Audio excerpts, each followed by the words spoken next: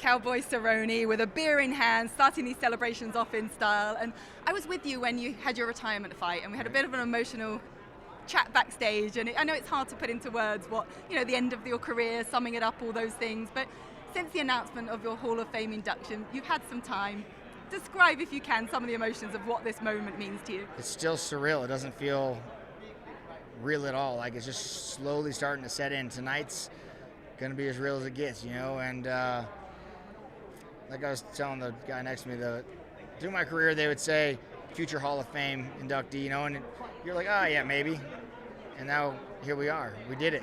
It's cool. You did it. Was it ever a goal, though? Obviously, as a fighter, you're looking to move up the rankings, to fight for championships. But is there a goal to leave a legacy? Was that ever on your mind, or at a certain point did it switch to that? Oh, I left a legacy. The one I wanted was, if Cowboy Cerrone is fighting, we're pulling over. We're finding a bar. We are watching, because he's, no matter win, lose, draw, he's coming to throw down. And that's all I cared about. That was the promise I made myself when I entered this. And I think I did all right. I think you did. You've always been one of those fighters, and I know it's said a lot, anytime, any place, anyone, and you epitomize that, and we see some fighters following in your footsteps. I just saw you go over there and have a chat with Georges St. Pierre, and I heard you also say he's one of your inspirations and a legend to you. What does it mean to be, you're inducted into the Hall of Fame now, and amongst the greats such as George? George used to fly me up to Canada to train with him, so it was cool that him being one of the greats saw something in me that would bring me to train with him. And I wanted to give him a big old kiss on the lips, I love it. And of course, the likes of Anderson Silva being inducted tonight, Jose Aldo, the fight between Robbie Lawler and Rory McDonald.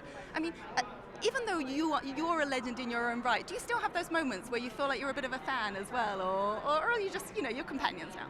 Yeah, of course. So when I fought Robbie's like my wife's favorite fighter. Yeah. So, you know what I mean? Yeah. And even she's going Saturday to watch, and she's like, God, he's retiring. That's my favorite dude. And I was like, babe, I thought I was your favorite, But no, man, it's like a small family, the UFC and MMA in general. Like, we know everybody, and it's cool to just mix it up and see each other and be fans of one another, like true fans of, like, I can look at the card Saturday and be like, I hope he wins.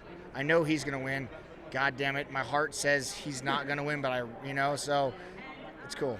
And I love that even those that you fought, like you say with Robbie, you can still have that friendship and that camaraderie. Looking back at some of your most iconic fights or memorable fights, and hopefully you've had a bit of time to think about this and been asked it many times, I'm sure, what ones stand out to you? Oh, Razor Rod McCullough back in the WEC. That was a fight I loved, looked forward to, scared, nervous, excited, and we threw down. It was fun. You did. And when you say that, you were scared, I've always admired the way you've been so honest about when you make that walk to the cage, you're one fighter that says, yeah, I'm scared. Like this, you have those moments of doubt. Why is it so important to you to be so honest? And I think that's why you're such a fan favorite amongst other things as well. But why has that been so important to you? To just be so real about it all?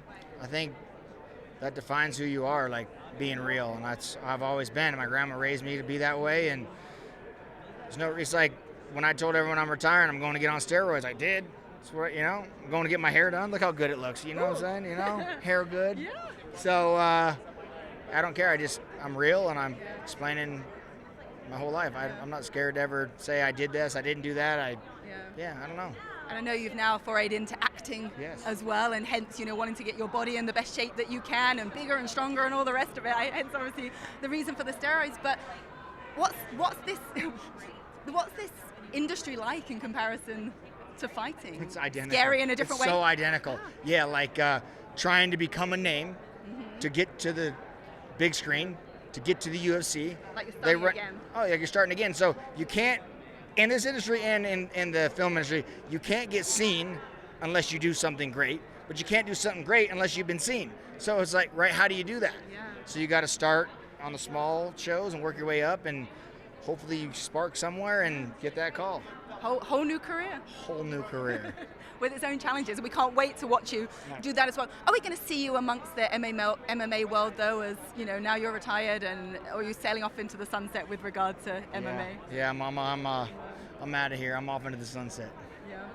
I will ask you, though, about Yair Rodriguez, obviously a friend and training partner of yours. He fights this weekend against Alexander Volkanovski. What can you tell us about him and how prepared he is for this fight?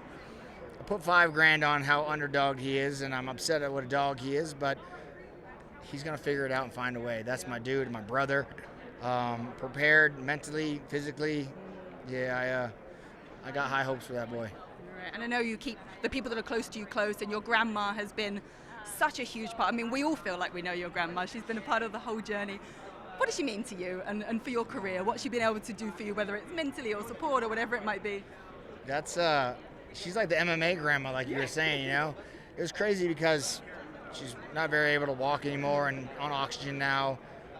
And I was like, so what? The UFC will fly people out there and bring you out here. She says, tonight's not about me. It's about you. Like, I don't want to not be walking. People come help me, and I don't want the attention to be drawn to me. She says, tonight's your night. So I'm going to stay at home. So. I know it means a lot to you. And your young boys now as well, you know, the next chapter, if you like, as well. Do you think they're following your footsteps with fighting? Would you want that? I wouldn't not want that, but I wouldn't push it. Hopefully they do like baseball and make way more money than Dad. Without getting hit. Yes, correct. Well, look, Don, it's such an honor to speak to you and to have covered your career. And just the last moment, anyone else you want to thank or anything else you want to say before we send you along into the celebrations? Man, all the people and friends and family that have helped me along the way, man. It's like the list is incredible to name, but they know who they are. You know, all the people that would fly in and help out and be there for camp, and you know, it's those people. All right, thank you so much, and congratulations once again. Thank you. Of course.